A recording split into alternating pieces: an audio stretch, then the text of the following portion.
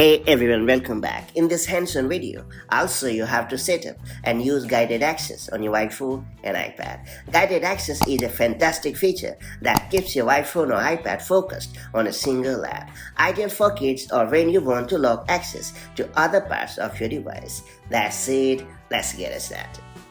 So first up, you have to launch the Settings app on your iPhone or iPad. And then you have to choose the accessibility option. After that, you have to head over to the General section and choose the Guided Access. And then you have to turn on the toggle right next to Guided Access. After that, tap on Passcode Settings to set a passcode or enable Face ID or Touch ID for easy access. Besides, you can also toggle on time limits to use sound or voice notifications for time-based sessions. On top of that, it also lets you enable the accessibility shortcut in order to quickly enable or disable guided access by triple-clicking the side button of your device. Depending on your needs, you can even set how long it takes for your iPhone or iPad to automatically lock during a guided access session. And when you want to start the guided access session on your device, just launch the specific app you want to use, and then you have to triple-click the side button or the home button depending on your device model. The guided access screen will now appear. Then you can adjust the settings based on your preference.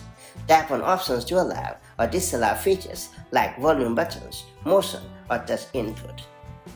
Then you can use your finger to circle areas of the screen you want to disable, such as specific buttons. And once you have perfectly customized everything to your heart's liking, tap on the Start button to lock the app. And if you ever want to exit the guided access session on your device, just triple-click the side button or the home button, and then you have to enter your passcode.